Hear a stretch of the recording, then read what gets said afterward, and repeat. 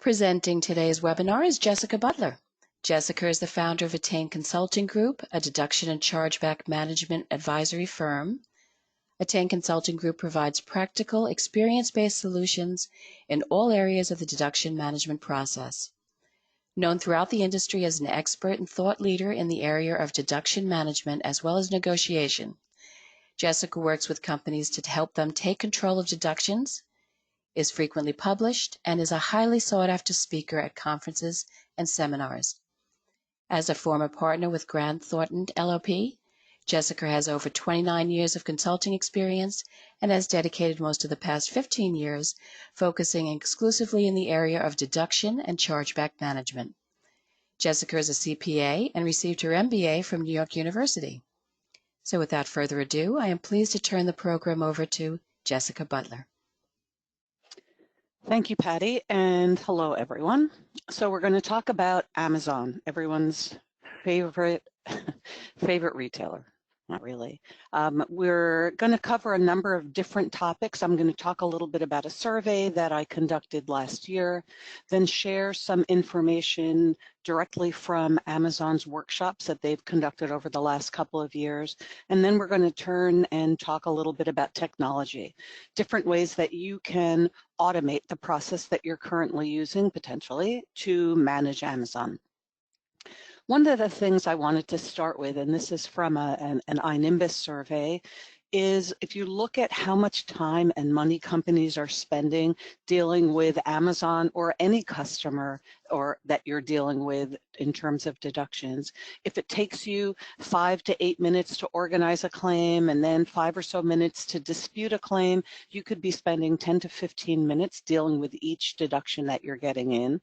And then if you look over on the right, the table, if that's your labor rate and how many claims you get per month, you could end up spending over $3 to $5 on each claim. And if you look at the total number of claims that you get in a year, let's say you get 1,000 claims a month, you may end up spending $40,000 to $60,000 just processing disputes for one company. So let's say for Amazon, for one customer. So it's a lot of money, and there are lots of opportunities to improve your processes. One thing that we want to start with, we have a couple of polling questions throughout the presentation. So the first one is, what is your biggest challenge when you're trying to resolve Amazon deductions? Is it identifying the disputes on Vendor Central? Is it aggregating all of the backup information, posting denial forms, or collecting repays? So I'll give you just a few seconds maybe for everyone to respond. Let's see what we get. I know you probably would like to say all of the above, but pick the one that you think is your biggest challenge. And I'm sure we'll be addressing things as we talk through the discussion today. We'll be talking about a number of these different processes and opportunities that you have. So I'll give you a few seconds.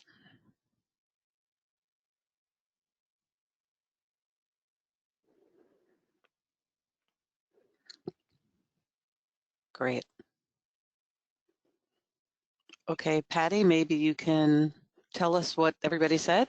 Yes, absolutely. Let me just share the results on the screen so others should be able to see it. So in terms of the large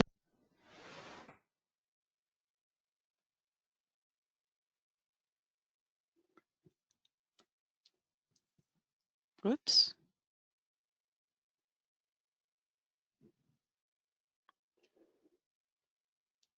I am no longer hearing Patty. So I am hoping that she can hear me. Oh dear, I can hear you. You cannot hear me? Can you hear me now? No, now I can hear you. Oh, goodness, technology. All right, if you can hear me now, the highest was 44% identifying disputes on Amazon Vendor Central, 33% aggregating all backup information, and then 11% both on posting denial forms and also on collecting repays. Did you get that? Got it. Thank Excellent. you. Thank you. Okay. So now I'm going to just spend a few minutes looking at some survey results. At the end of last year, it seems like a very long time ago, a lifetime ago, sent out a survey to a number of my contacts and asked questions about PO and on-time information, shortage deductions, pricing, and also duplicate and invalid trade deductions. It was a quick survey, had 33 companies responding, and I'm going to share some of that information with you. You can see we had people from the food, beverage, and grocery industry, consumer products, apparel, footwear, and accessories. And a little bit of a split, a little bit more were shipping collect than prepaid, but we had representation from both shipments. Do you experience late deliveries? 2/3 of the companies said yes, they did. You can look across the industry group. I'm not going to spend a lot of time on these slides because you can read the information, you'll get a copy of these slides afterwards, and I want to make sure that I'm spending time later talking about the technology and also giving you a chance to ask questions when we're done. We did ask companies, did they know why they experienced late deliveries? And you can see for late deliveries, a lot more that are prepaid are getting them than collect, although everybody gets them. And for those prepaids, they said that their lead time was too short. There was not a lot of clarity for delivery window extensions. Even when they were able to get an extension, they still got a deduction. They were not completing the tasks in the Amazon portal on time, or the carriers were taking longer to deliver than expected, and since they were prepaid, they were still penalized for that. Some of the collect carriers said they were shipping late, even though they were collect, they weren't ready, or there were issues with the carrier failures. When we asked about, are there things that you can do to prevent late deliveries, a couple of people actually said they went from delivery to customer pickup. So if Amazon is picking up themselves, then they were able to avoid a lot of those late deliveries. They were working up front to try to manage that vendor time to ship, so for their ship windows, which is often challenging to get Amazon to change that vendor time to ship, but people, depending on who they're getting involved, when you escalate it within your organization, often if you're getting your sales team involved, they may be able to help you get certain extensions on that ship window for a certain period of time. Another company, a collect company, said that they route within the ship window. So if the carrier comes in late, they're able to not get deductions for that. It shows on the scorecard, but they're able to either get those reversed or they're automatically waived.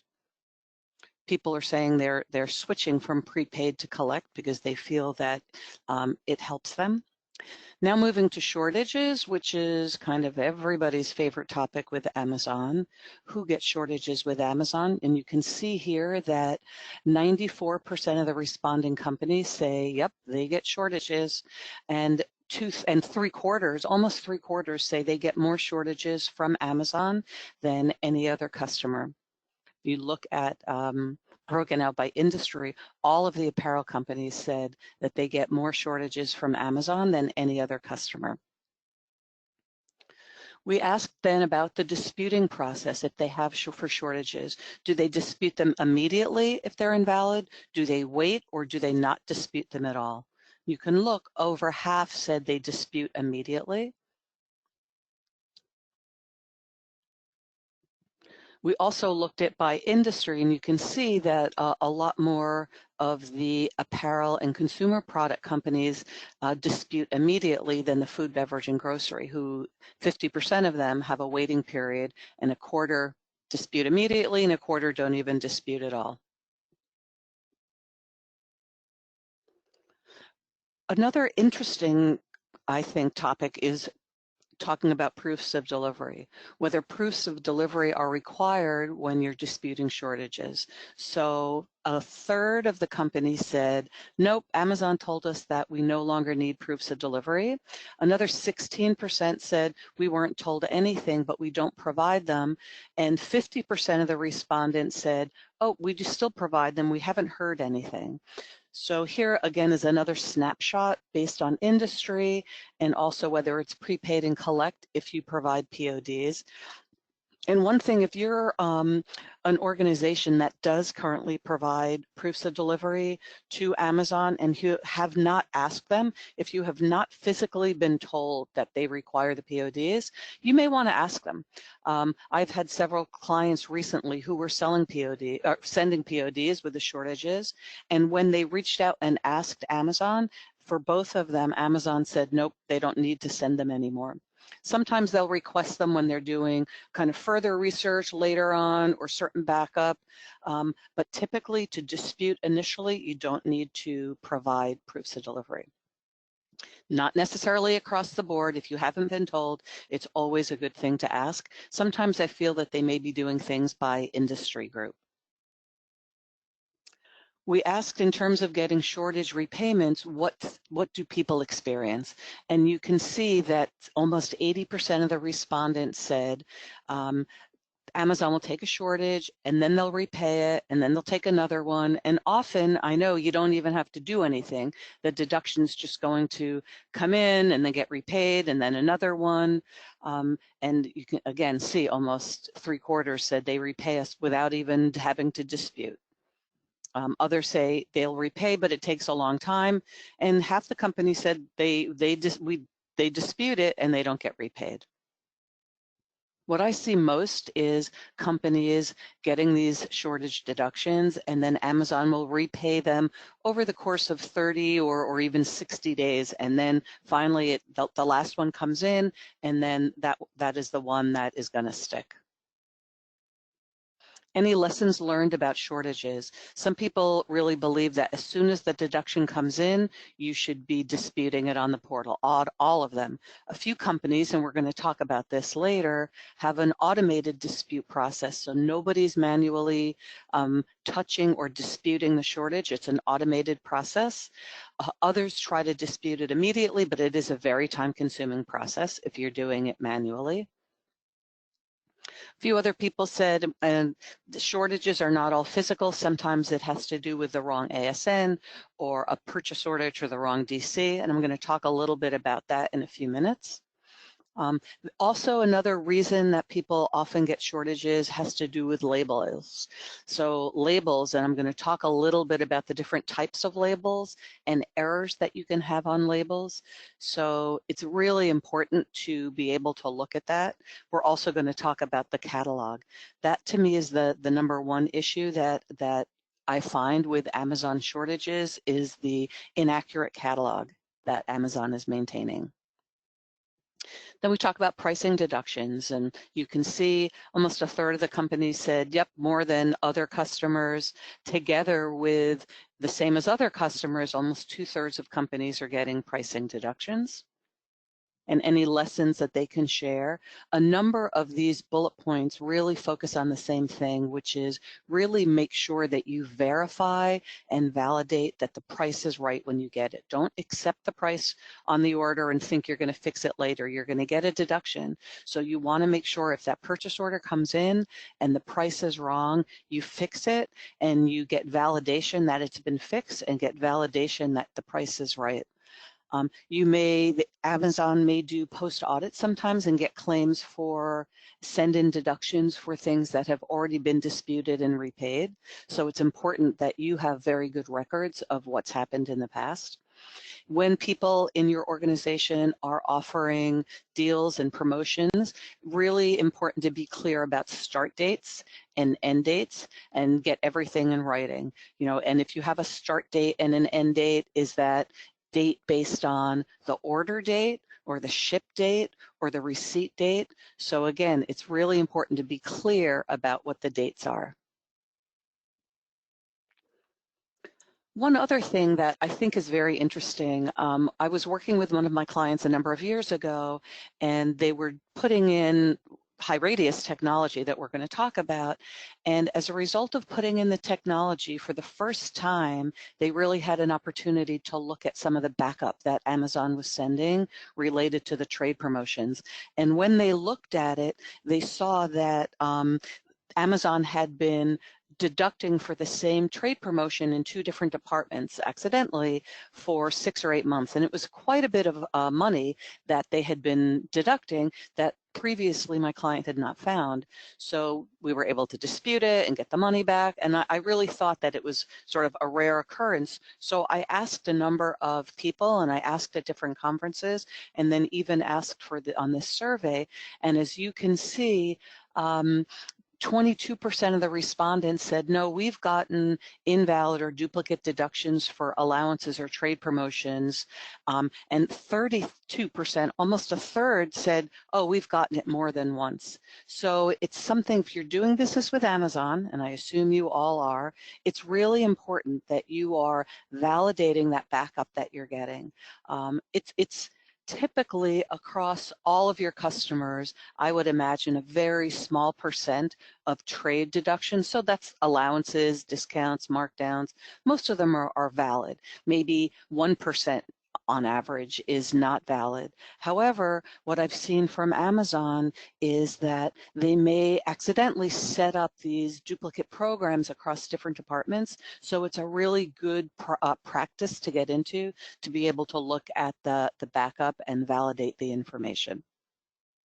The last question that I'll share is, I asked, have you ever escalated any issues that you've had with Amazon to your sales group and allowed them to work with the buyer to resolve? And if so, did it work?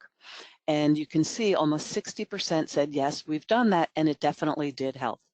19% said, we did it, didn't help, and 23% said, nope, we've never done that. And again, you can see the breakout based on industry. Okay, I'm going to switch gears a little bit. The last couple of years, Amazon has conducted what they call these Volt workshops, which are really supply chain workshops. They've invited very few of their vendors, and each vendor is allowed to bring just a couple of people to the meetings, but they have a lot of information that they share.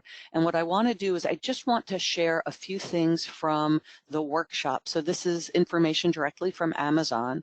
The first has to do with looking at shortage claims and what to do with shortage claims. And they're recommending that when you are getting a shortage and you're looking at the ASIN that's associated with that shortage, that you should be looking at the purchase order and the PO confirmation and sample labels and a pick list and the ASN, your invoice, as well as the remittance. All of this documentation can lead you to help find what it is that's the problem.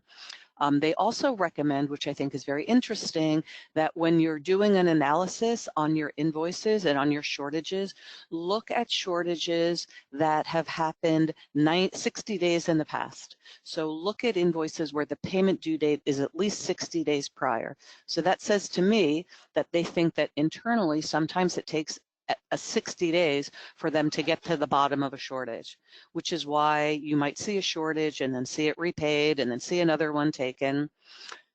Very, very important, and this gets to the catalog issue, is the external ID in their catalog needs to match the ID in the inventory management system. So you have to have the same setup.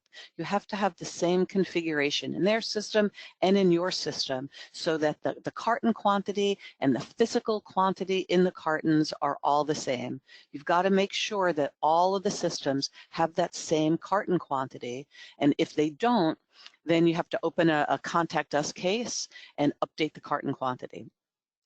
And let me show you what I mean. I'll give you a little picture. They gave a little picture as well. So let's say in Vendor Central, if the carton quantity is set up as 4 in a carton, so they think they're 4 in a carton and they want to get 24 eaches. That's what they order, and that's what you confirm. So they think they're going to get six cartons, but you have your system set up. It's really 6 in a carton. So yes, you've confirmed 24 eaches, but you're going to send 4 cartons. So what happens is you send 4 cartons, and based on their configuration in Vendor Central, they think they've only received 16, right? They think they've received 4 times 4 or 16, even though you've sent 24. So what's going to happen is you're going to get a shortage quantity for 8 units. So very, very important to be looking at the catalog, looking at the catalog configuration and making sure that they have the right information for quantity setup. Another common issue has to do with the product configuration. So when you're selling product to Amazon, you can often sell that same product in multiple configurations. You can sell eaches, you can have an inner pack, and maybe you sell that, and you might even have a master pack. So it's really important that the item label corresponds to the sellable unit for that product. So if you have something and you've got the each UPC label on the inner pack and they scan it, they think they've got one and not that 6 that they might have gotten. So it's really, really important, and it's very easy to have the labels contribute to problems. So you really need to make sure that you implement regular catalog scrubs. It's so, so important that you are looking at the catalog frequently, I'd say at least quarterly, to make sure that things are not changing and that things are staying in sync. A few other issues that contribute to shortages. One is the unit of measure. So that's eaches versus cartons. When they're sending their order, they are sending it and they're telling you whether they want eaches or cartons. And if you kind of are missing that, you're going to ship incorrectly and you're going to either ship them way short or you may be shipping big overages. Also, the readability and accuracy of the carton content label is going to be important both in the lead time and receiving accuracy. So what they recommend is, at a minimum, they want you to make sure that the purchase order, the PO number, is a human readable element of the label. So they really want to make sure that somebody can look at that and see what the PO number is. The cartons should not contain any scannable UPCs, because if you have a scannable UPC on the carton, if there's any other label issue or they have a problem, that label, that UPC label, can be scanned, and then that whole carton is received as one unit. So it can definitely be a problem. Inner packs also should not contain scannable UPC codes that are not tied to or that are tied to an individual unit. They should only have codes that are tied to that specific pack. Also, what they recommend is that you clearly mark whether a pallet contains multiple ASINs or whether it has a single ASIN on it. So when you don't do that, often boxes are the same and things look the same, and they may assume it's all the same ASIN when it's actually multiple. And that's why often you'll get a shortage for something, and then Amazon will pay it back, and then they'll take another shortage for a completely different product. So these are some things that you want to think about. In the documents, in this workshop that I mentioned to you, these Volt workshops, there are a lot of other topics that are covered. Vendor lead time, on-time compliance, PO compliance, ASN accuracy. You can read through and see all the different topics that are covered. And what I would like to offer, if anyone is interested, I'd be happy to send you the full documents. There are 2 PDF documents. Happy to send them to you. There really is a lot of information in there. If you send me an email and tell me that you want them, I will send them to you. But I do want to mention that they're very large documents. They're 11 meg and 13 meg. So if your company has a restriction where you can't receive like attachments over 10 meg or 5 meg or something like that, then it's not going to work. If you have a different email, great. Otherwise, sorry. But if you want it, again, you see my email address. It'll also be on the slide when we're taking questions. I'll be happy to send that to you. So now what I would like to do is spend the rest of this time talking about different ways that automation can help you, and then talk a little bit about some of the things that HighRadius does in their solution to really help you streamline and automate the whole Amazon process. So the first thing that automation can do, and the first thing that HighRadius does, is they can automatically download claims as well as proof of delivery information. So typically, right, customers send their claims to you, or you go get them. They might send an email, or maybe you get it with an 820 and an 812 with payment, or some of them still maybe are sending paper, hopefully not, or they have a portal like Vendor Central. And what this technology does, what HighRadius does with their claims and POD technology, is it automatically can go out to the portals and pull that information automatically. Or in the event of emails, you're automatically forwarding emails to a specific email address. HighRadius then pulls those emails in, pulls the claims in, and then that information is automatically either sent to the cloud, where you then can look at it on the cloud, or they can even put it into your ERP system, send you a feed that then can get fed right into the ERP system. So you will see attachments, you will see the literal PDF or Excel or whatever was sent, as well as pulling relevant data off of the claim so that you can then work the deduction. The second thing that happens is that information can be automatically coded as the claims arrive. So not only can the tool go out and pull information from an email or from Vendor Central, but it takes that information and it can identify the reason code. It identifies the customer's reason code and can map it to your own internal reason code. So even if you're using a tool to go and get claim information from 15 or 20 different customers, and each one of those customers uses different reason codes and has different ways on their claim documentation that they identify or they let you know what the issue is, you can have separate rules for all of those so that when it comes into the system, they're all mapped to your reason code. They also are retaining the customer's reason code, but you can map them to your reason code so that you can roll up various deductions. It makes reporting a lot easier. The third thing that can get done is once you're looking at information, you're looking at the claim, you're doing your research, if you're able to identify that there's an invalid claim, what the tool can do is automatically pull in the backup documentations that it also has, and then automatically upload all of that information to Vendor Central. Using HighRadius calls it web push. So if you've done your research and you've got your invoice and you've got a copy of the claim, all you need to do is indicate that that deduction is invalid, and it will then go and automatically go to Vendor Central, fill in all of the information, and attach the claim backup and the invoice and anything else that you have used for the research. It will automatically put that there. So think about, if you're doing that manually today, think about how much time that can save to do something like that.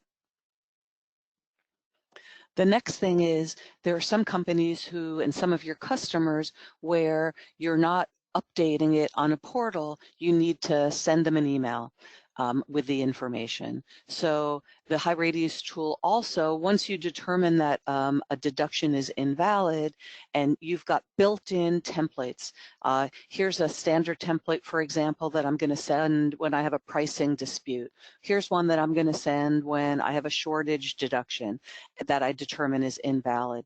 It's going to automatically kind of generate that email template, attach all of the backup that's necessary to that, and then you can send that to the customer.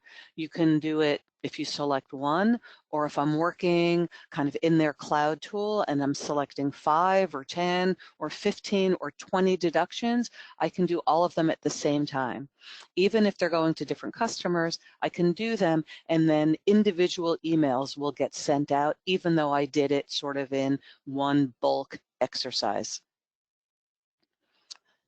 And the last thing that I'll mention in terms of the process before I get into a few more specifics is that when you're using these tools, when you're using the HighRadius, the cloud tool, there's a great audit trail that's captured and maintained. So within the system, you're able to see the status of every deduction, where it is in its life cycle, where it is, have I disputed it or not? Am I waiting for backup? Am I waiting for a proof of delivery? Am I waiting for the sales team to do something? Am I waiting for logistics?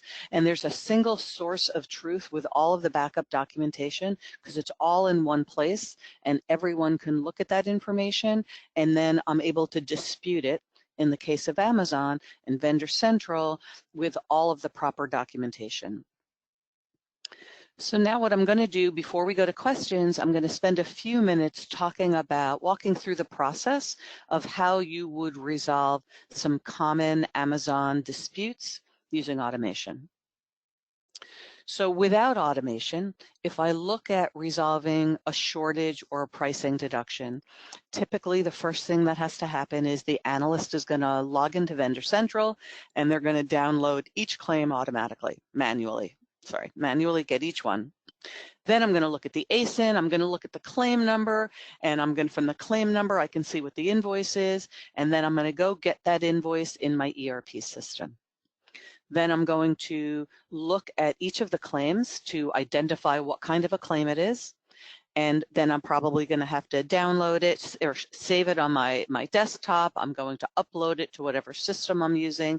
And then I'm going to probably manually collect the backup documents that I need. So if I'm getting proofs of delivery, I'm going to get that from the carrier portals or emails. I'm going to get my invoice. Maybe I'm going to have to print it and then scan it, hopefully not.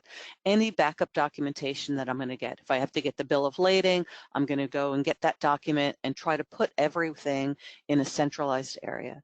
Then if I determine that it's invalid, I'm going to have to go onto Vendor Central and I'm going to have to log in all of the same information that's pretty much on the claim, but I'm going to log it all into Vendor Central and then I'm going to upload the documents. If I need to, I may need to also send correspondence, but for a lot of it, I'm just putting it all on Vendor Central and keeping my fingers crossed. So it's a very manual process, takes a lot of time, and it is prone to error because people are typing in the information typically from the claim into Vendor Central. So what happens when you're using HighRadius? What happens with their tool is you're able to, first of all the claims are pulled in a single batch. So every day when you go into the system, all of the claims from Vendor Central are there. And not only have they pulled out all of the information, but you've got, each attachment is there. So all of the same attachments that you see on Vendor Central are in the system, and they've got little paper clips or little codes so that you can go and open each one of them. It also knows what the invoice number is from the claim number. So if you're sending invoices to the HighRadius system, it's pulled in the invoice as well. That shortage, if it's a shortage deduction, it's identified and coded as a shortage. If you're still getting proofs of delivery, although again, I challenge you to make sure that you still need them, but if you are, those proofs of delivery can already have been pulled. The bills of lading can already have been pulled from your systems. So those are all attached. To the deduction in the system. So then you're able to much more quickly go and look and start with the research. So rather than starting with going to get all the backup, you are starting with all of the backup attached, and now you can look at it. And if it's something that's invalid, that information can all be uploaded automatically to Vendor Central through this web push. And if in the future with them during discussions you need to send any kind of denial correspondence, that also can be done automatically with templates that have been built in. So it's a similar process for pricing, although with pricing what will happen is after the claims are automatically pulled in, and after the invoices are pulled and pricing is identified, you may have told the system to go and pull any sort of pricing documentation that exists either in Vendor Central or within your own systems. So again, it can be validated to see whether the price is correct or not correct. You're pulling the purchase order, you're looking at the invoice to make sure and see which is correct. And again, if you determine that if it's valid, it's a much faster process to determine it's valid and have the credit be issued. But if it's invalid, rather than having to go and one at a time enter all of the information into Vendor Central, you're able to upload all of the backup documents using web push, and it populates all of the data elements that need to be in Vendor Central in order to dispute the deduction. And if you're sending correspondence at all, then that denial correspondence can automatically be sent quickly using the built-in templates as well. Now, if you're looking at co-op deductions or any trade deductions, it can be co-op, it can be any kind of allowance or discount or rebate, anything that is negotiated up front. Typically, if you're going to look at that, if you get one of those deductions, you're going to log into Vendor Central and you're going to get the claim. And then you're probably going to go back to Vendor Central potentially and go look for the contract, or go look for the agreement if you don't have it within your own organization. Or if you do have it in your own organization, you may need to reach out to the sales group or the credit team and get the deal sheets. So often you want to make sure that you have all of the documentation to understand. Maybe you're going to have to get the vendor agreement so that you can figure out everything to see if it's valid or not, to determine whether it's valid. And then if you find that it's not valid, then you're going to, again, key in all the relevant information on the portal and send any documentation. When you're using the HighRadius tool, what you're able to do, again, all of the claims are pulled in a single batch. So the shortages, the pricing, the trade, they're all coming in, you know, kind of the invoice. The system will also pull the backup documentation that is available on Vendor Central, as well as any agreements that are in the system. So you'll have all of that information together and you'll be able to see everything kind of in one place that was used to determine all of the supporting documentation. And if there are other types of documentation that are in your system that you need, you'll also be able to set it up so that you can get that information as well. And then when you determine whether the deduction is valid or not, if the deduction is valid, it can be coded and even auto-resolved. And many companies I see are now setting up even their promotion information in the HighRadius system. So they're able to set up those allowances and discounts in the HighRadius system. And then when a deduction comes in, it's looking at those and even seeing if it can match which is the correct trade promotion or agreement that the deduction was taken against. So it really can streamline and save a lot of time trying to find the right program. And if you're doing that research and you determine that it's not valid or it's a duplicate, then it's much more quick, much quicker to be able to create denial correspondence and be able to dispute that information. And much more efficient, and people are spending their time really doing the analysis rather than doing all of the data collection.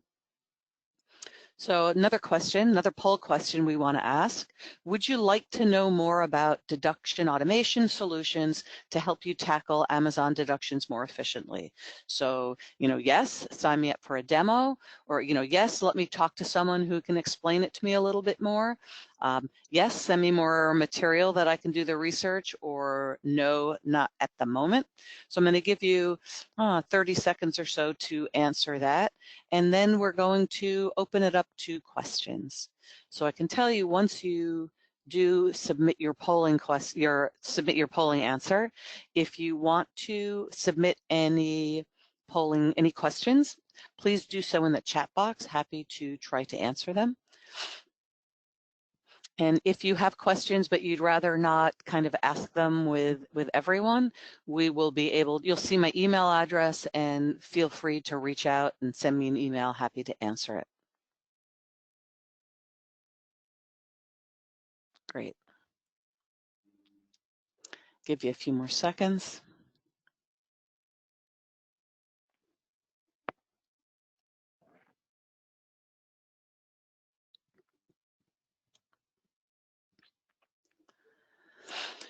Okay, I think that's good, Patty. Absolutely, and sharing the poll, and hopefully you can hear me this time, Jessica. I can. We have the highest, no, not at this moment, but perhaps at a future time. 33% are asking for more material for research at this time. 17% would like to see a demo, and yes, connect me with an expert at 8%. Great. Okay, thank you. Perfect. So I did want to make sure that I left enough time for questions. So please, if you have any questions, please send them in, and happy to answer them for you. And we do have yeah, 3 questions thus far, Jessica, and then by all okay. means, please attendees add any others if you would like to in the chat box. And the first is, what is the most important thing you would recommend that we do to try to stop shortage deductions? Okay. First of all, I think you should know that you're not alone. So many people that are selling to Amazon experience shortage deductions. Everyone really experiences shortage deductions. And I believe that the most important thing that you can do is make sure that your catalog is correct. It's so often that it's not correct, and it's easy to get out of whack. You probably are selling your product to Amazon in several different configurations, and Amazon can only maintain one configuration per ASIN in their catalog. So if you're selling it in various ways, it's easy for it to kind of get wrong. Or if you're selling your product to any distributors and then distributors are selling your product, if they're selling it in a different configuration, but it's the same ASIN, it can be wrong. So that's kind of my number one thing. Look at the catalog, make sure the product is set up correctly. And it's not, as I mentioned earlier, it's not something that you can do only once. You need to continually manage that catalog and make sure that it's accurate. And when you look at your shortage deductions, there's a ton of information on Vendor Central that you can download in terms of shortages, a lot of detailed information. And you want to make sure you're looking at based on product as well. Is it the same ASIN over and over again? Is it different products? Is it from the same distribution facility of yours? Look and see if it is in certain configurations, right? If it's a multiple of something, then you can tell that it might be a configuration or a case pack issue. Thank you, Jessica. We do have a hand raised from the attendees, so I'm assuming that may be a question. Renee Mendoka, I think that you have a question, and I am unmuting you to be able to ask it.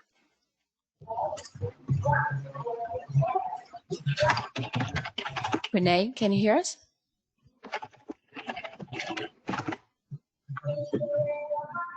Okay, so that Renee, Okay. oh, may have been an error. Okay, never mind. All right, well, let me continue with the other question that we have received. It takes us so long to enter all of the information into Vendor Central when we want to dispute deductions. Have you really found that the automation, what you described, can really help? Oh, yeah, definitely. And I agree with you that it does take so long, and it's so frustrating because you look at the claim and the information is all right there. Why can't it auto-populate when you want to dispute something? It would make it a lot easier. But definitely, yes, the automation that I described, the HighRadius tool, really, really saves a ton of time by automatically disputing.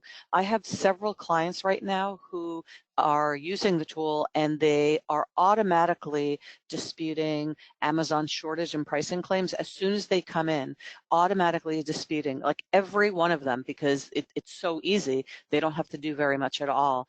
And for them, it's really saved a tremendous amount of time and definitely increased their recovery dollars as well. Thank you, Jessica. And I think I see another question here. Whether we need to connect the HighRadius tool with our ERP. Oh, okay.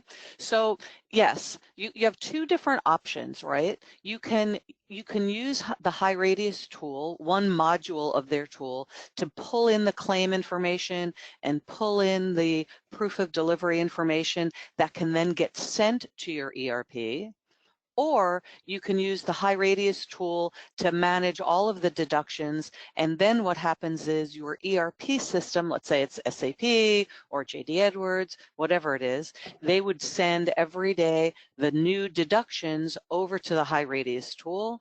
And HighRadius is also pulling all of the claims. And then the work would get done within the HighRadius tool. You would route it, you would put notes, you would do all of that stuff within the HighRadius tool.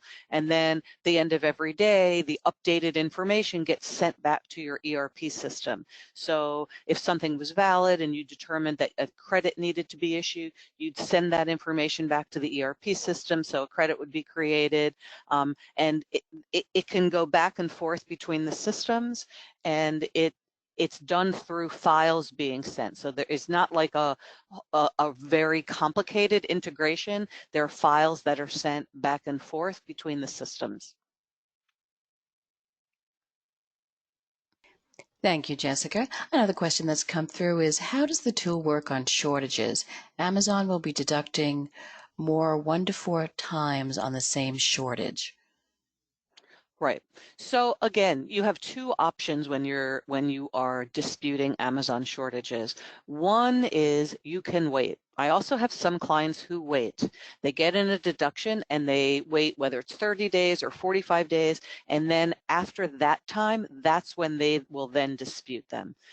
Other ones, as I've mentioned, they dispute every time. So since it's not taking a lot of their effort to dispute, you would dispute the initial deduction, which would then subsequently be repaid, and a new one would be taken, and you would dispute that second one, and then they would repay part of that, and another one, and you would dispute that. So you would end up disputing 4 different times if a shortage claim was taken 4 times on the same invoice. But ultimately, once the first one was repaid, they're not doing anything with your dispute. So some people are doing it that way, and others, as I said, are waiting until they feel like the final shortage has come in and then disputing from there. I don't think one way is necessarily better than the other. It really depends on what makes the most sense to you. Certainly, if people are doing it manually, it makes more sense to wait because it's a lot less effort. But if you're doing it in an automated fashion, you may try it both ways and see what happens. Thank you, Jessica. And may I ask, does the HighRadius solution work on other customers other than Amazon? Oh yeah, definitely. Any customer that has a portal where you can log in and get claim information, as well as any customer where you're getting any information. If you are getting an email today with claim information, that email can be auto-forwarded to HighRadius, and then they will pull that in and it's called aggregate that information and have that available. The only time I would say it wouldn't work is like if you are calling your customer on the phone to get the information and they're telling you and you're writing it down, that wouldn't work. But I don't really think anybody does that anymore. Even customers who are mailing you claims, I have clients where certain customers are mailing them claims, and then they just scan that claim right to HighRadius, who puts that into the system and has it available. Thank you. And another question that's come in is, how is the tool more secure how the tool more secure which works with our ERP? Okay. Not sure I exactly understand that question, but how is the tool secure when it works with your ERP? So when you're sending files, let's say back and forth to the HighRadius tool, they are sent through a secure, like an SFTP, a secure transfer file protocol, something like that. I'm not an IT person, so that is one level of security. There are also people who are encrypting the files as they're sending them back and forth and then decrypting them on the other side. So I know that HighRadius does business with a lot of companies and a lot of very large companies who have very strict security measures. So I know that's not a big issue and it's not a big deal for them. So if that's something that you want to find out more about, I definitely encourage you to reach out to HighRadius and they can give you like a lot of the details about it. Thank you, Jessica. And while I know there's a lot of variance, another question we have is there a ballpark price tag ranges on the HighRadius solution? Oh, that I definitely feel like that is not my area to comment on. I don't know. If you want to get information on pricing, you see HighRadius's their website. on the screen. If you don't feel like going to their website, you would rather have like some more personal contact, if you want to send me an email, you see my jbutler@attainconsultinggroup.com, send me an email and I would be happy to forward your contact information to a salesperson and have them call you back directly, or give you a salesperson's name and you can contact them directly and get some pricing. I know it depends on the number of deductions and the number of users and the number of claims and all that sort of stuff. But personally, when I've been involved with my clients and I go and look at it, based on the efficiencies and what they're able to save in terms of time spent and additional recoveries from looking at things where they may not have been able to dispute in the past, the system has been kind of a very reasonable thing for companies. Thank you very much, Jessica. And the final question that I'm seeing, oh, no, I just saw another one come in. You guys are great. Lots of questions. Does this really work with Trucker Portal for taking PODs? So trucker portals, what I can say is, I mean, if it is a carrier that they're putting their PODs on a portal, then yes, it definitely can work.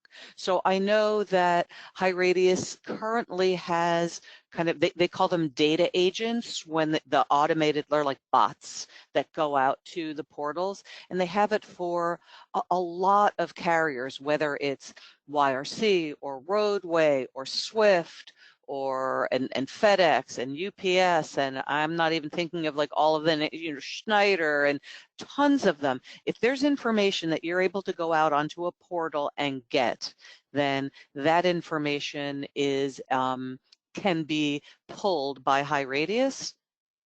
So, I mean, it really can be very helpful. And for pulling the proofs of delivery and that information, what typically happens is you, the vendor organization, sends to HighRadius a file, a tracking file saying, hey, we shipped this invoice using this carrier, and here's the pro number or the tracking number. So then HighRadius uses that information to go to the portals and pull the proof of delivery and the bill of lading and whatever other information is on the portals from the carriers and pulls it in and keeps it in the system. And then when a deduction comes in or a claim that comes in, and with an invoice number or a reference number that you can tell what the invoice number is, it automatically merges those two together. And clients are even using that, the proof of delivery for collections.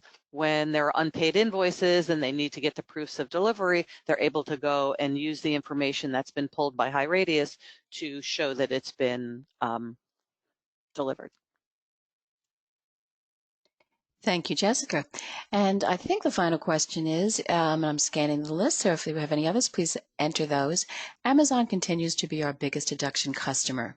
Do you know of any companies who have figured out how to avoid getting deductions from them?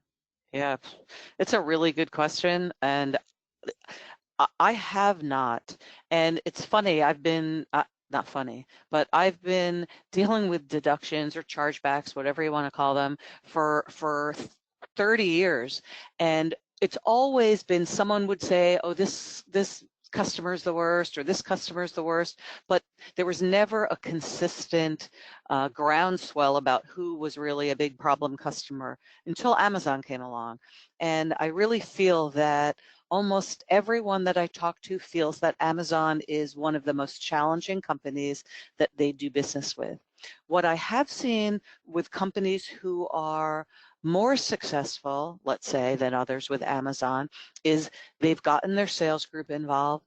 There are some companies that have routine meetings with Amazon, like with Amazon's their supply chain people and their operations people, that they may have every month or every couple of weeks a meeting to talk about the issues. May be challenging to try to get that meeting, but when people are able to do that, they're finding that they're able to have a little bit more success. Just going through AP and just doing things on Vendor Central is often quite challenging. But again, I recommend, send me an email and ask me to send you those Volt workshop guides. I went through those, and there's a lot of basic information in there, but there's a lot of detail on what Amazon recommends and what they think you should know and how you should look at stuff and how you should approach things. And I'm sure that there will be things in there that you find very useful. Maybe I'll do a webinar on that one day. It would be like a 4-hour webinar probably, but we'll see. So yeah, that's it. Anything else, Patty? No, nothing else has come in at this point in time, and we only have 4 minutes left, so we can wrap it up. I did want to thank everyone for your attendance today on behalf of RVCF and HighRadius. We will be sending you out a link to the on-demand version of this webinar. It takes a while for the file to convert, so that will be going out to you probably by tomorrow morning, if not later today.